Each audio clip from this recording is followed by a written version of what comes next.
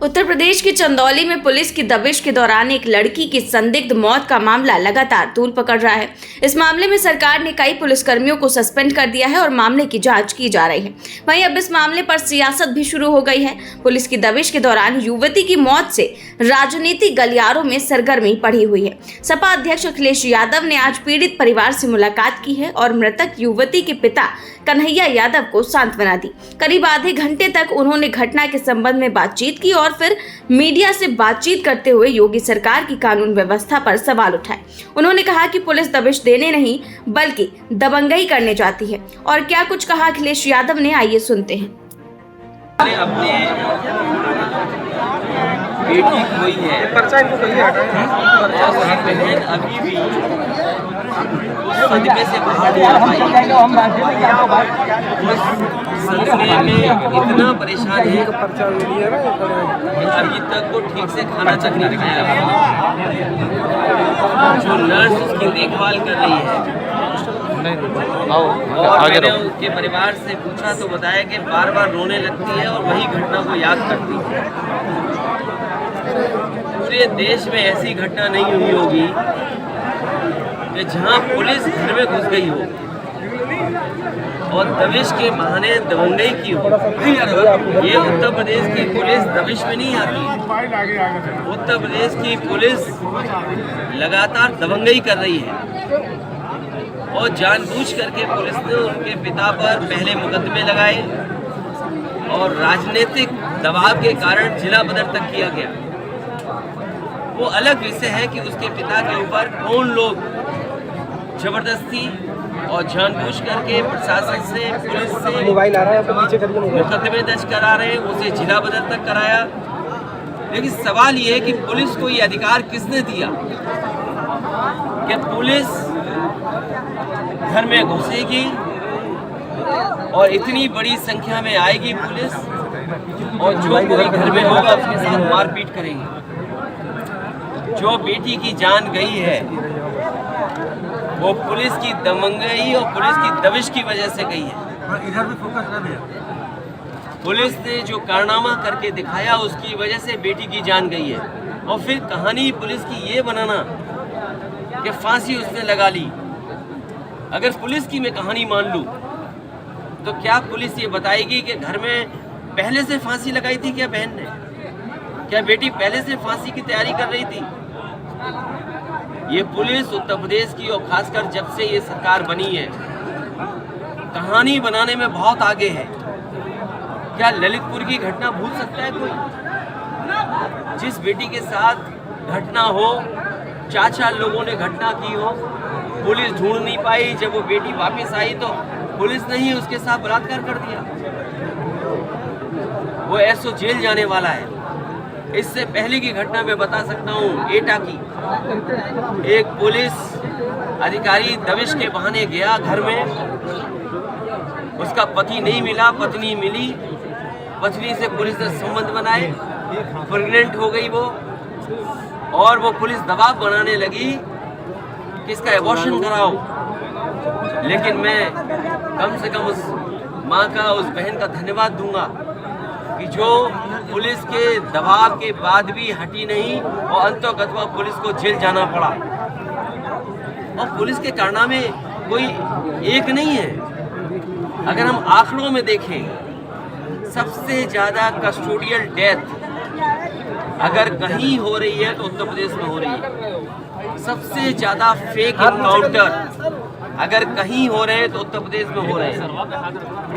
सबसे ज़्यादा national human right से नोटिसेस अगर किसी पुलिस को मिली, किसी सरकार को, तो उत्तर प्रदेश की सरकार को मिले हैं। वुमेन कमीशन से, महिला आयोग से अगर सबसे ज़्यादा नोटिसेस अगर किसी सरकार को मिली है तो उत्तर प्रदेश की सरकार को मिली है। जो सरकार पुलिस से चुनाव जीतने के लिए, जो सरकार पुलिस को एमएलसी चुनाव जिताने के लिए, जो सरकार पुलिस को पंचायत के चुनाव में लगा दे, वो क्या उम्मीद करोगे? जब पुलिस से गलत काम सरकार कराएगी तो पुलिस को भी वो नहीं रोक पाएंगे उनकी दबंगई को। दलाली का सेंसेस कैसे बढ़ रहा है थाने में? आप पूरे उत्तर प्रदेश में पता कर लीजिए किस तरीके से दलाली का सेंसेक्स थानों में बढ़ रहा है और जात के आधार पर फैसले होते हैं।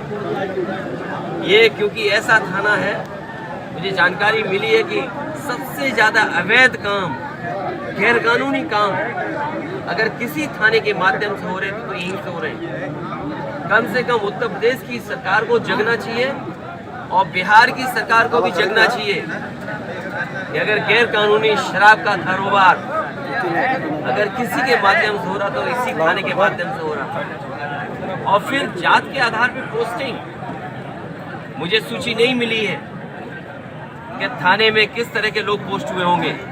मुझे वो समय याद है जब समाजवादी सरकार थी, प्रदेश के गवर्नर इस बात को कहते थे कि जात के आधार पर पोस्टिंग होती है।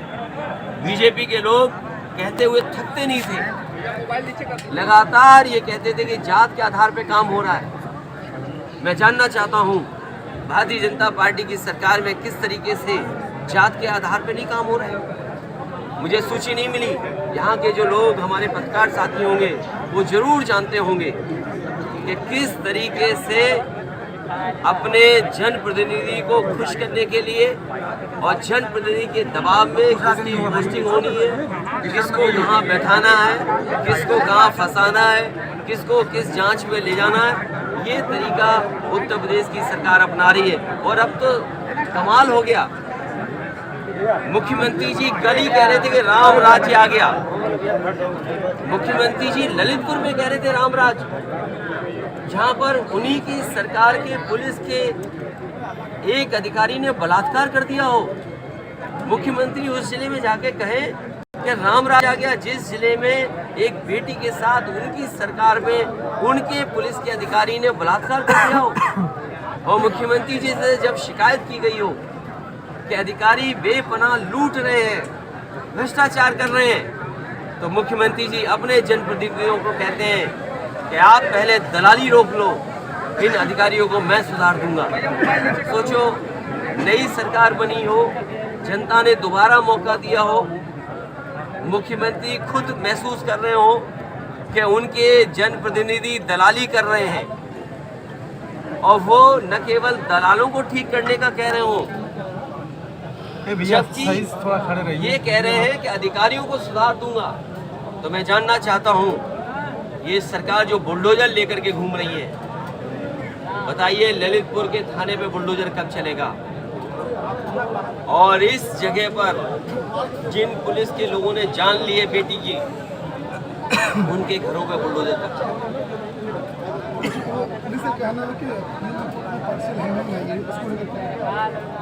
पुलिस कोई भी कहानी बना सकती है, पुलिस कितना भी ट्विस्ट कर सकती है। इसलिए मैं कहना चाहता हूँ कि जहाँ परिवार की सुरक्षा हो, उनको सुरक्षा मिलनी चाहिए, क्योंकि पुलिस से ही खतरा है इस परिवार को।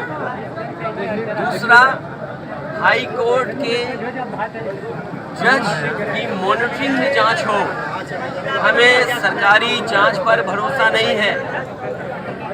हाई कोर्ट के माननीय जज, सिटिंग जज अगर जांच करेंगे, उनकी मॉनिटरिंग तो परिवार को न्याय मिल सकता है। ये सरकार वो है जो कुछ भी कर सकती है, कोई भी रिपोर्ट बदलवा सकती है।